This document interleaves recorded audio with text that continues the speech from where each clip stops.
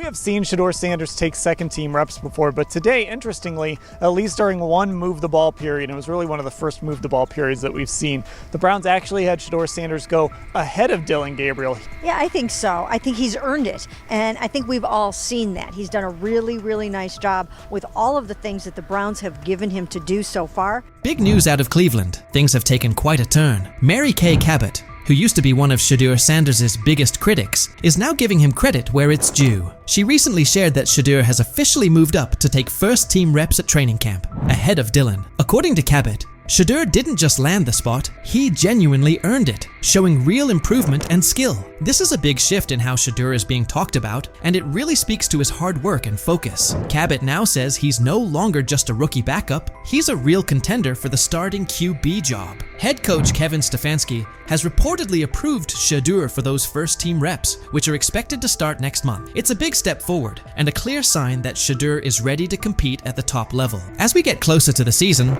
all eyes will be on Shedeur to see if he can lock in that starting role. But it wasn't always this way. Back during minicamp and OTAs, Cabot was one of his toughest critics. She constantly labeled him as a fourth-team quarterback and argued that he wasn't getting the reps he needed to show what he could do. For a while, she seemed like one of the only media figures not sold on his potential. While most of the coverage was backing Shedeur, Cabot stood firm in her doubts about whether he was truly ready. The way it played out yesterday is the way that I thought it would, is that Shedeur right now is the fourth-team quarterback. He did not take any team reps yesterday. Sometimes there's misinformation that comes out of an OTA like that, but he just did not take any team reps. And not just that he wasn't the second guy or the first guy, he didn't take any 11-on-11s yesterday. At one point, Mary Kay Cabot even claimed that Cleveland wasn't setting up Shedeur Sanders to compete for the starting role. In her view, Shedeur wasn't in line to start any preseason games, at least not yet. While he was holding it down with the fourth-team offense, Cabot highlighted that he wasn't being prepped the same way as Dillon Gabriel or the more experienced Kenny Pickett. According to her, the coaching staff hadn't given Shedeur the go-ahead to practice with the first-team unit, leaving a lot of people wondering what his actual role on the team would be. At that stage, it was obvious Shedeur still had a lot to prove. When Cabot was pushing the idea that Shedeur was stuck as the fourth-string QB, plenty of people pushed back, and Kimberly A wasn't having it. When she was asked whether Shedeur had been buried on the depth chart, she didn't hesitate. Kimberly shut the notion down completely. She said flat out that there was no way you could seriously put him in that spot. Anyone who thought Shedeur was being overlooked, she said, was just getting it wrong. According to Kimberly, it wasn't just unlikely, it was straight up inaccurate to say he wasn't being noticed. His skill, presence, and the way he played made it impossible to ignore him. He's as old as Harry, and you're sending him out there against these guys. I don't like anything about it. Extension because it hurts the team every way you look at it. And then finally, Kmart. If I said Cleveland, are they making a mistake burying Shedeur Sanders on their depth chart? Rainey, I don't think he's buried at all. I think it's so premature to even frame it like this. I understand the interest given the fact that there are 4 quarterbacks there, but to say a disservice is being done to Shedeur, I think is a bit. Mary Kay Cabot didn't just stop at calling Shedeur a fourth-string quarterback. She kept doubling down. She even floated the idea that Deshaun Watson could return and take the first-team reps instead of Shedeur. Her comments came across like she was trying to downplay any momentum Shedeur was building, insisting that Watson would likely have the better shot at running the offense. It started to feel like she was more focused on finding ways to discredit Shedeur than acknowledging his progress. Even with his clear potential and steady improvement, Cabot kept pushing a narrative that seemed more about keeping him out of the spotlight than giving him a fair shot. People kind of went crazy over something I wrote last week, that Deshaun's going to have a chance to come in and compete. I didn't say Deshaun was going to come in and be the starting quarterback, that it will be someone else. I don't know if it will be a rookie that they bring in. I don't know if it will be someone that is on someone's roster right now that they're going to try to trade for. Mary Kay Cabot didn't hold back when talking about Shedeur Sanders after his ticketing incident. She openly questioned whether he had what it takes to be a true quarterback, calling the situation a serious red flag. Cabot didn't just mention the speeding. She pointed out that Shedeur was going a shocking 40 miles over the limit. She even claimed he was racing another driver who was clocked at 92 miles per hour, describing the whole thing as reckless and dangerous. Her coverage left no room for interpretation. "This isn't what you want from your quarterback," she said, framing the incident as more than just a traffic mistake. It was, in her view, a sign of deeper concerns about his maturity and leadership. But Shedeur's fans weren't having it. The backlash came quickly and loudly. As the criticism piled up, Cabot eventually shut off her comments, clearly seeing that the narrative she'd been pushing was falling apart. She started to realize that sticking to her stance would only hurt her credibility, especially with Shedeur continuing to prove himself. Recognizing that it's okay to change course when the facts do, Cabot finally gave Shedeur his due. She acknowledged his obvious talent and the progress he's made, fully backing him now as a key part of the Browns' quarterback picture. After everything, she had to face the reality. Shedeur Sanders was the real deal. She admitted he had pulled ahead of Dillon Gabriel on the depth chart and was now getting first-team reps. The work Shedeur had put in, the strides he made, and the undeniable skill he showed on the field couldn't be ignored anymore. Cabot came to terms with what had become crystal clear. Shedeur was a serious contender for the starting quarterback job. His moment had arrived. Seen Shedeur Sanders take second-team reps before, but today, interestingly, at least during one move-the-ball period, it was really one of the first move-the-ball periods that we've seen, the Browns actually had Shedeur Sanders go ahead of Dillon Gabriel. Yeah, I think so. I think he's earned it, and I think we've all seen that. He's done a really, really nice job with all of the things that the Browns have given him. Mary Kay Cabot even went so far as to say that Shedeur Sanders had left a strong impression every time he spoke to the media. She pointed out how his poise and maturity during interviews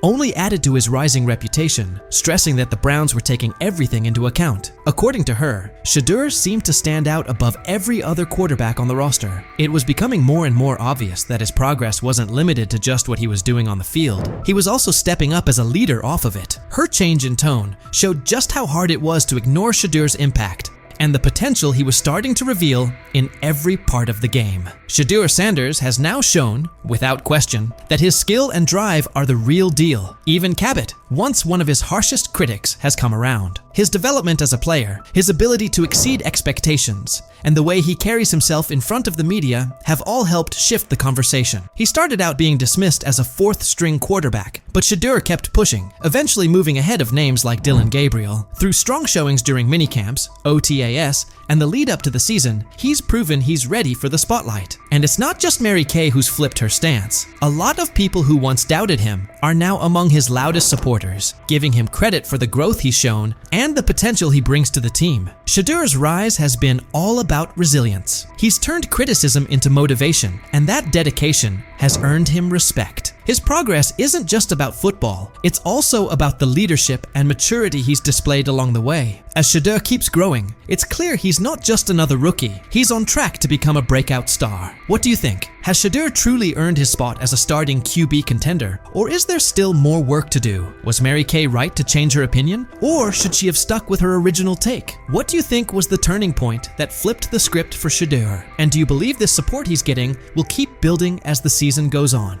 Out there, I talked to Denzel Ward. Yep. I talked to some. Wait, I can't say the name. But anyway, I done talked to some people. He looked different. There's a difference when that young bull is out there spinning that ball. You hear me? Mm-hmm. Difference. I'm talking about football. I ain't talking about no media and all that hoopla and all them. On Twitter they putting up the numbers. Some he with 10 for 12 for 2 touchdowns. I'm talking about when he's at the helm, he looks different. Whether he's going with the first team, second team, or third team. It don't matter. From being buried on the depth chart as a fourth stringer to suddenly becoming a standout on the second team, Shedeur Sanders just pulled off the most impressive quarterback comeback since Tom Brady made the world believe he wasn't finished at 40. What is it going to take for you to just buy in to Shedeur Sanders when players all around him are telling you how different he looks, how good he looked, how he just has that aura to him? Because it seems like all the players that are around Shedeur Sanders have nothing but great things to say about him and love him. Because again, he clearly just looks different than the rest of the competition that we've seen. And like I said, the last time I've seen guys go for or say things about a certain player like that, it was Baker Mayfield. So could 12 be that guy? How long until we see 12? Because I feel like it's just a matter of... The same haters who were cheering when he got dropped to fourth string are now scrambling for excuses faster than a glitchy Wi-Fi during the Super Bowl. Get ready, because this isn't just a step up on the depth chart. It's a serious reality check that's got the critics choking on their own words with a big helping of humble pie. Being said, I see some balls coming out of Shedeur Sanders at that game, and I'm like, kind of looks like a guy. Yeah, I'm reading. He can sling it. I see him, some of the veterans, how they talk to him, mic'd up, see what he's doing in the community. Yep. You talking about Njoku there? Joker, Mike Napier. Once you see, different little interactions and things like that, I know he has the talent. We'll see. It'll be a competition that usually brings the best out of guys, especially young guys. So I'm interested to see how that quarterback situation. I've heard he's been outstanding. The Cleveland Browns training camp just turned into the most talked about event in town. All thanks to Shedeur Sanders, who took his spot as fourth string and used it as motivation for one of the most impressive rises the NFL has seen in years. While everyone was busy counting him out and calling his career dead, Sanders was quietly putting together a performance so good that coaches are saying they haven't witnessed anything like it in the last 15 years. Drafted in the 5th round, all that means nothing when it's time to play football and that whistle blows. He looks different than the rest of the competition. That's what I heard.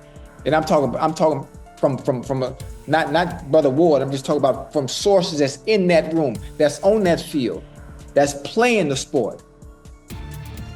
Man, come on, man.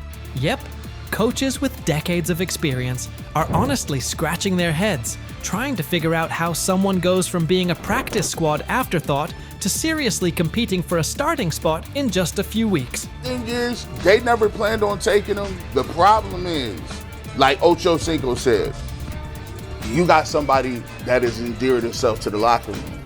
And guess what? The difference between him and Tim Tebow, the biggest one, is he can play. He can throw the ball. Tim Tebow running around being an H-back, he can throw the ball. And he's done everything he needs to do. He ain't saying nothing. He ain't rocking the boat. He ain't mad about the reps. He ain't mad about none of that. All the people out there want to see is this, like Tyler said earlier. We want to see what he can do with Jerry Jeudy. That's it. I want to see what he can do with David Njoku. I want to see him with Junkins. I want to see him with the first running backs. If you are cooking, if you are beating down the doors with the 3s and 4s, guess what? You deserve more. That was a bar. It rhymed. It was. Remember when Mary Kay Cabot dropped that bombshell report saying Shedeur Sanders was the 4th string quarterback? The internet blew up faster than a Michael Bay explosion. Critics came out of nowhere, like ants at a picnic, rushing to call his NFL dreams dead on arrival. They claimed he was only shining against guys who'd either end up on practice squads or be out of the league by September. They pointed out he wasn't getting reps in 11-on-11 drills and said he needed to earn his way up the depth chart.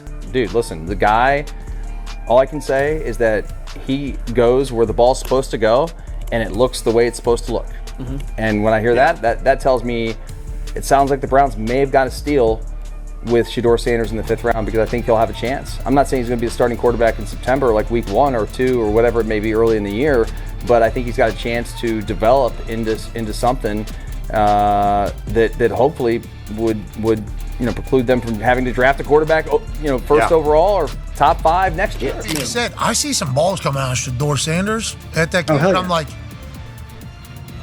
kind of looks like a guy. Yeah, I'm reading. He can sling it. I see him, some of the veterans, how they talk to him, mic'd up, see what he's doing in the community. Yep. You talking about Njoku there?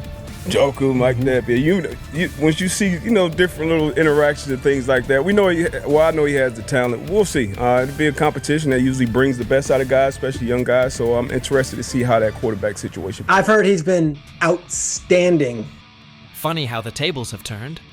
Those same critics are now watching Sanders climb the depth chart like he's scaling Mount Everest with rocket boosters. The guy they wrote off is now the one they can't stop paying attention to. Every completion sends a message. Every perfect throw is a reminder that real talent doesn't stay hidden forever. And with every practice, he's showing that maybe, just maybe, the Browns stumbled upon their hidden gem.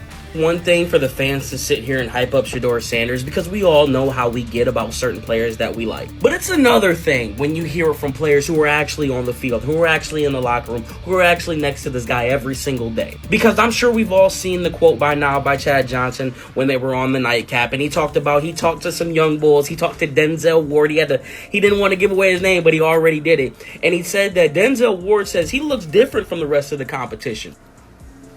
We've already been seeing. When word got out that Shedeur Sanders officially moved up to second-team reps, passing Dillon Gabriel along the way, the shockwaves hit from Cleveland all the way to Canton. This wasn't just some small roster tweak, this was huge. One day he's throwing passes to practice squad guys, and the next he's running with the second team. putting real pressure on the starting quarterback spot. The promotion came after Sanders completely dominated minicamp, showing toughness, leadership, and total control on the field. His passes were right on target, hitting receivers in stride. His decision-making was sharp as a blade, and his grasp of the playbook had coaches nodding like proud parents at a school play. But this wasn't beginner's luck. It was steady, calculated execution that the coaching staff just couldn't ignore. And I don't know, there was never no one thought he was this like malcontent or like a bag. It wasn't. That was the word, That was kind of what was being said. That was kind of what was being said. No. The pre-draft process was so unorthodox that he didn't go through it all like everyone else did. And I think there's a lot that we can look back on this thing, especially if he becomes a star in this league and say, you could point fingers in a million ways. Not having a pure agent, not having the workouts that everyone else did, going to these teams, not necessarily being as willing to throw the ball when asked at the All-Star games, like that kind of stuff I think might have stung him and might have turned teams off. But when Stephen A. Smith starts singing your praises, that's when you know you've officially arrived. The ESPN personality, famous for his fiery takes and no-nonsense analysis, didn't just mention Sanders. He gave him the full Stephen A. treatment. He praised Sanders not only for his top-tier football skills, but also for the intangibles that separate the good from the great. This kid's mindset puts him ahead of the pack, Stephen said, with the confidence of someone who's seen enough football to spot greatness from a mile away. He pointed out Sanders' composure, mental toughness, and relentless drive to compete at the highest level. When Stephen A. says, "It's not just about throws and stats anymore. You better believe the whole football world is paying attention." But this stuff wasn't made up.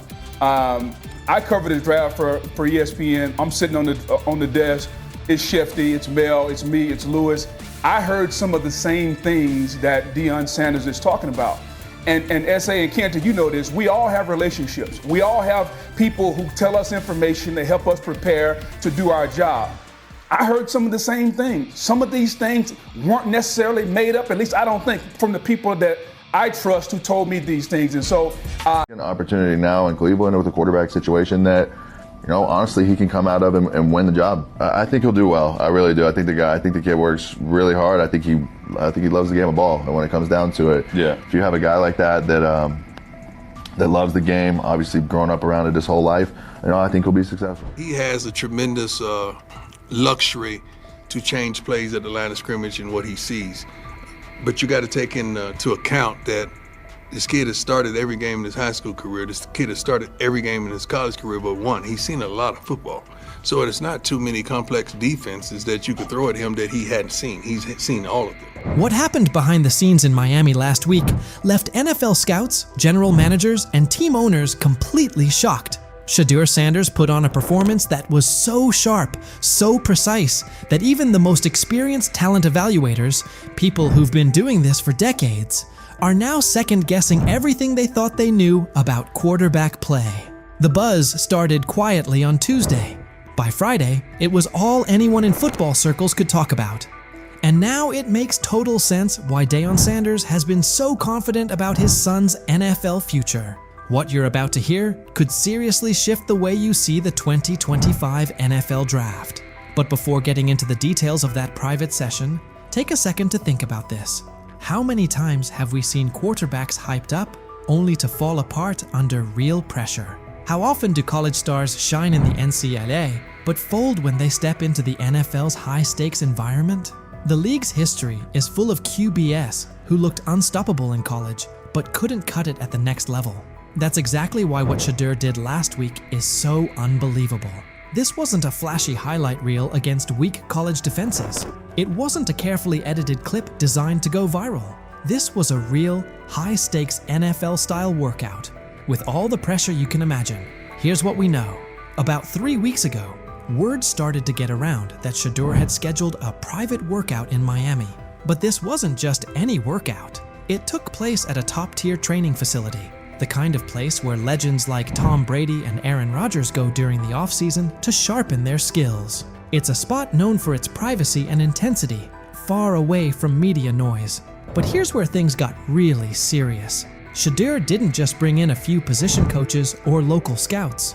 He invited the big names, the harshest critics. These were evaluators who don't get impressed by flashy stats or famous families. Think former NFL defensive coordinators who've built entire careers on shutting down elite QBs. Think scouts who've analyzed everyone from Peyton Manning to Patrick Mahomes. And they all showed up. Every one of them. Inside the facility, the vibe was intense. 15 NFL decision makers, execs, scouts, and coaches were spread across the field. Clipboards out, stopwatches ticking, no smiles, no reactions. Just stone-faced pros who don't hand out compliments lightly. Then Shedeur walked onto the field. No hype, no background music, no cameras trying to catch a viral moment. Just him, carrying the weight of his family name and the hopes of Colorado fans everywhere. The place went silent. And what followed? That's when everything changed.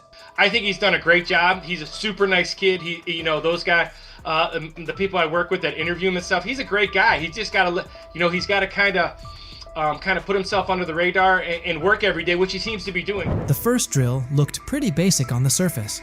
40-yard throws to stationary targets. Seems simple, right? Not exactly. These weren't college-level wideouts standing out there. They brought in former NFL receivers, guys who really understand how to create separation and run routes with pro-level precision.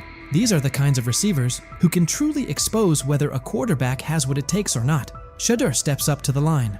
First throw, absolute laser. 40 yards, fast and clean. Tight spiral, right on target. Hits the receiver perfectly in stride. Scouts glance at each other, but no reactions yet. They've seen strong arms before. Then comes the second throw. Still 40 yards, but now it's a comeback route. Way more challenging. The timing has to be spot on. The throw needs to be out before the receiver even makes his cut. Shedeur doesn't just hit the pass. He reads it ahead of time, releasing the ball before the receiver even turns. When the ball lands right in the receiver's chest, just as he comes out of the break, even some of the veteran coaches are caught off guard. One scout literally drops his clipboard. And that was just the warm-up. The real challenge came next. Game simulation. Imagine this. A mock defense made up of former NFL players. Not fringe guys, but legit starters from just a couple of seasons ago. These defenders know how to bait quarterbacks, disguise their coverage, and turn up the pressure. Here's the setup. 2-minute drill. Down 6 points. 85 yards to go. No timeouts. It's the kind of pressure that usually breaks college quarterbacks and separates the real ones from the hype. Shedeur lines up under center. The defense shows one look, but you can tell something's coming. There's a shift about to happen. Classic disguise to force confusion. As soon as the ball is snapped, the coverage rotates, just like expected. Most young QBs would freeze, panic, or try to force something risky, but not Shedeur. He steps up into the pocket with the kind of calm you see from seasoned pros. Eyes downfield the entire time. Then, he sees it. A tiny window, open for maybe half a second. A slot receiver breaking on a dig route. The linebacker trailing just behind. That window is so tight most college QBs wouldn't even attempt it. But Shedeur doesn't hesitate. He fires a strike right between two defenders, hitting his receiver in perfect stride. The linebacker stops mid-step, stunned. The safety trying to rotate over just shakes his head, like he can't believe what he just saw. The scouts lean in. They know they're watching something rare. And the best part? This was only the beginning. Incredibly accurate. Yes, he really understands not only offensive football, but he understands what you're doing as a defense, so he'll pick you apart that way. He processes quickly. Like, all those things to me are big-time attributes. And I just remember last year at this time, Bo Nix falling. People saying, hey, Bo Nix is going to be a second-rounder, and Bo Nix is not. By the way, that guy was one of the best. But now they can't have him. The same people responsible for his slide in the draft are the ones scrambling. They called him cocky, arrogant, threw every label at him, hoping it would break him. But through it all, Shedeur stayed cool. He didn't let the noise shake him or throw him off course. His mindset never wavered. He knew exactly what he brought to the table, and no amount of criticism was going to change that. Instead of folding under the pressure, he locked in even more. Their doubt didn't shake him. It fueled him, because deep down, he knew that what he showed on that field wasn't some lucky moment. It was real. It was proof of who he is and what he's capable of becoming. And now, those same scouts are left second-guessing everything. They thought they had him figured out, But what they saw last week flipped their entire evaluation on its head. At first, they saw attitude. They saw confidence and labeled it arrogance. They judged him before really watching him. But Shedeur didn't let it affect him. Instead, he showed exactly who he is when the lights are the brightest.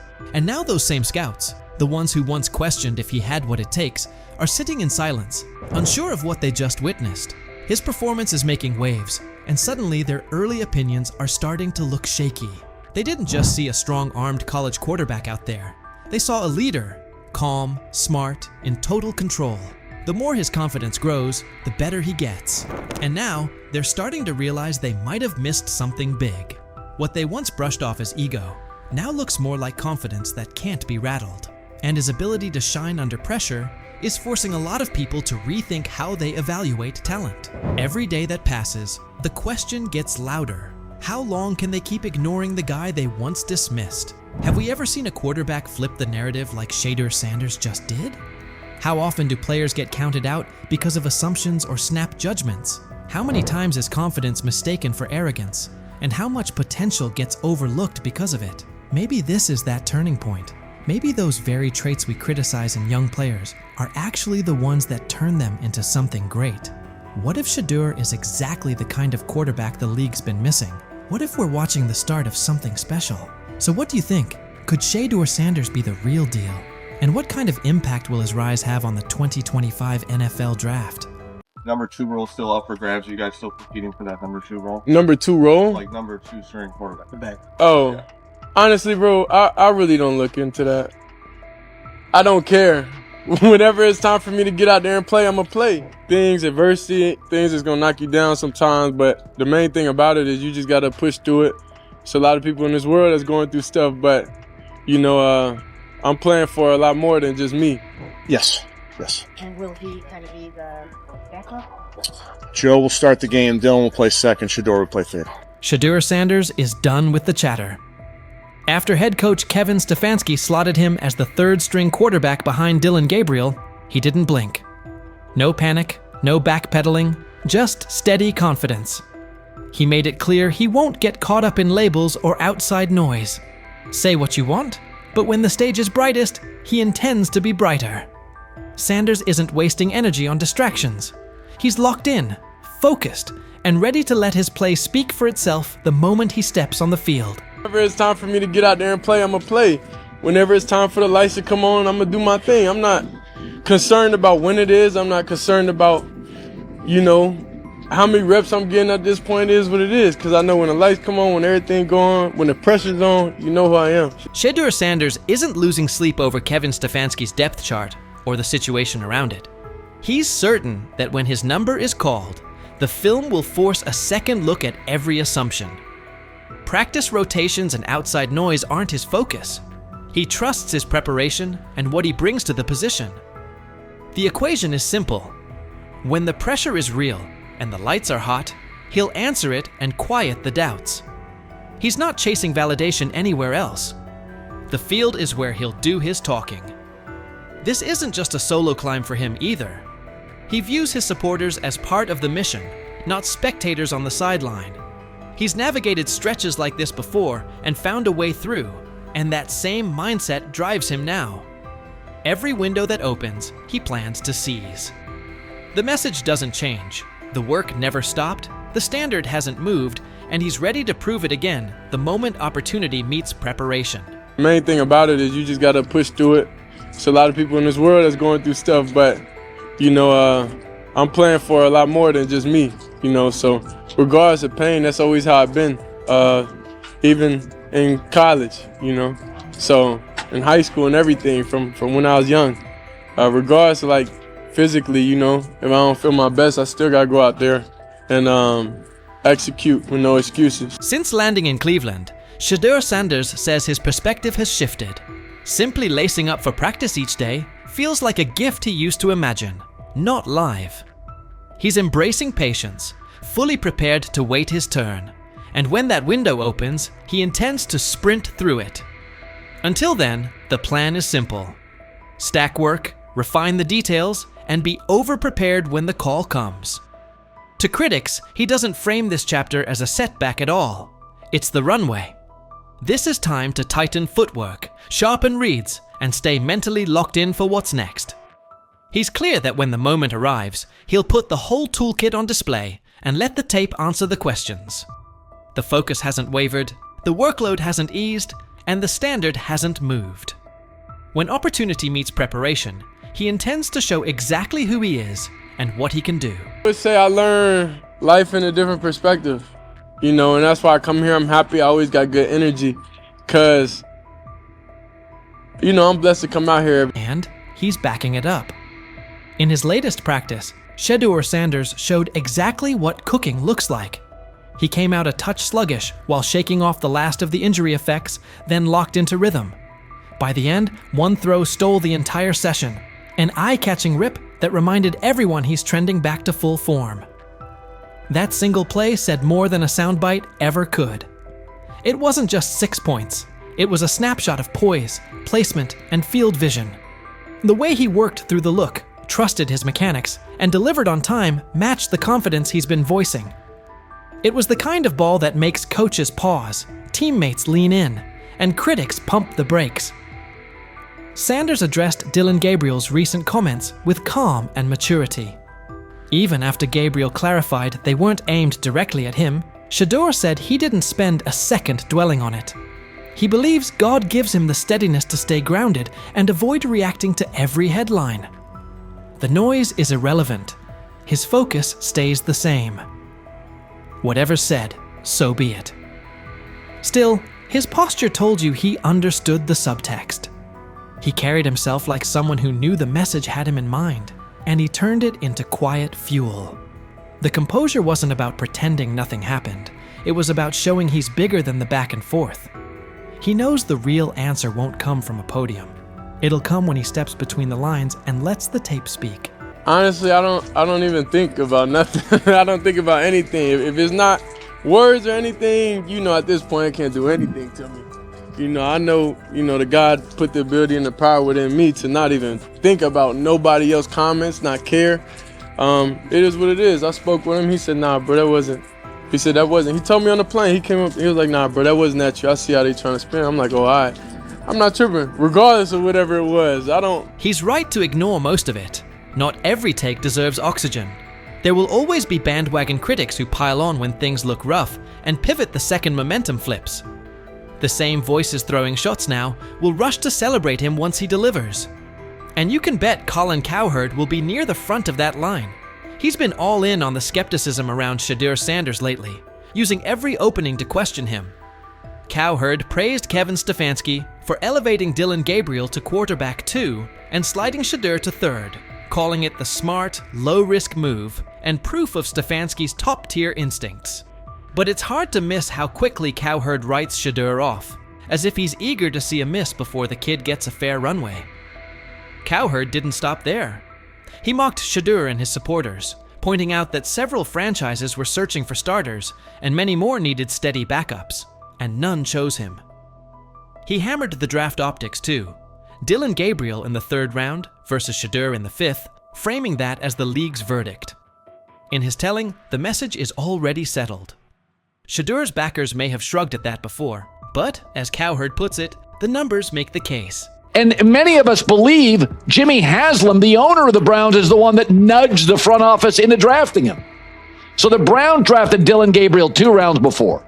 So you can run to your Reddit board and dogpound.com and say it's a conspiracy, but the whole league told you he's a 5th-round quarterback. And the Browns are telling you, Kevin Stefanski, who won 11 games in 2023 with nonsense in a division with the Ravens, in the AFC. Shedeur Sanders' time in Cleveland is turning into a story of resilience, focus, and quiet resolve. Even as the 3rd-string quarterback behind Dylan Gabriel, he hasn't let rankings or outside opinions throw him off course. From day one, he's kept his eyes on the bigger picture, steady growth, daily preparation, and being ready the second his opportunity arrives. Every critique is fuel, not a verdict, and he's using it to sharpen his game. His recent work on the field backs that up. Coming off injury, he settled in quickly and found his rhythm, capping practice with a pinpoint touchdown that stood out as the day's highlight. The timing, placement, and poise on that throw reflected the same confidence he's been preaching, reading the look, trusting his mechanics, and executing cleanly. It's the kind of rep that gets a coach's attention, earns teammates' trust, and makes skeptics pause. Sanders' maturity shows in how he handles chatter from teammates, rivals, and the media.